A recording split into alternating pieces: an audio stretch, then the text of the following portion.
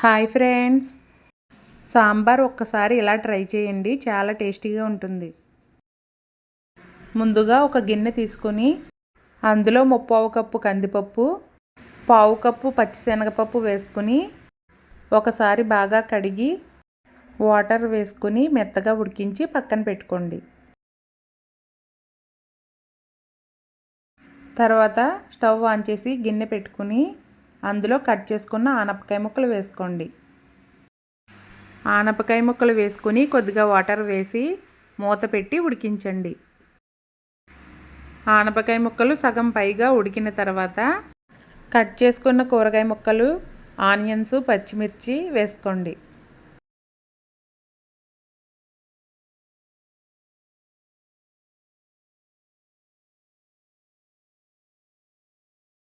తర్వాత అందులో నానబెట్టుకున్న చింతపండుని పులుసు తీసుకుని ఈ విధంగా వేసుకోండి.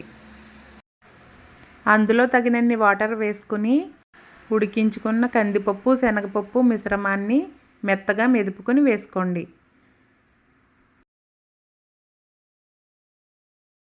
తర్వాత అందులో తగినంత కారం, టేస్ట్కి సరిపడగా సాల్టు, 1/2 టీ స్పూన్ పసుపు, చిన్న బెల్లం ముక్క, కొద్దిగా కరివేపాకు, 3 స్పూన్లు పచ్చి కొబ్బరి తురుము వేసుకొని ఒకసారి గరిటెతో బాగా కలిపి కొత్తిమీర వేసుకొని మూత పెట్టి మరిగించండి.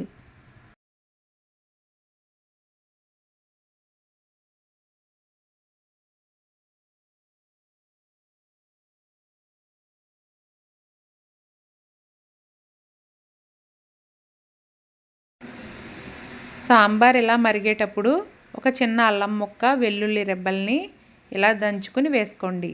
తర్వాత ఒక స్పూన్ సాంబార్ మసాలా పౌడర్ వేసుకొని మూత పెట్టి బాగా మరగనివ్వండి.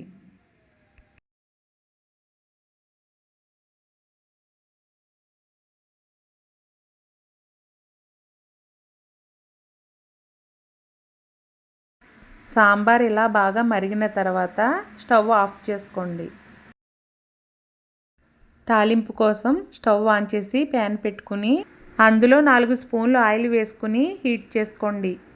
ఆయిల్ హీట్ అయిన తర్వాత అందులో 1 స్పూన్ పచ్చిశనగపప్పు, 1/2 స్పూన్ మినపప్పు, 1/2 స్పూన్ జీలకర్ర, 1/2 స్పూన్ మెంతులు వేసుకుని ఫ్రై చేయండి.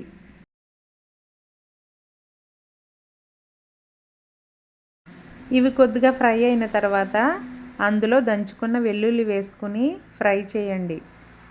వెల్లుల్లి కొద్దిగా ఫ్రై అయిన తర్వాత అందులో ఎండుమిర్చి, కొద్దిగా కరివేపాకు వేసుకుని బాగా ఫ్రై చేయండి.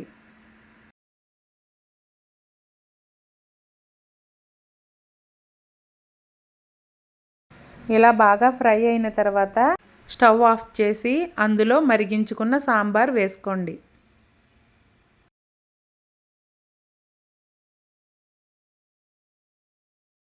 సాంబార్ వేడిగా ఉన్నప్పుడే అందులో మళ్ళీ 1 స్పూన్ సాంబార్ మసాలా పౌడర్ వేసుకోండి.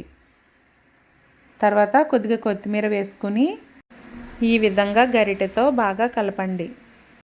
ఎంతో టేస్టీగా ఉండే సాంబార్ అయితే రెడీ అయిపోయిందండి. ఈ వీడియో కనుక మీకు నచ్చినట్లయితే లైక్ చేయండి, షేర్ చేయండి, సబ్స్క్రైబ్ చేయండి.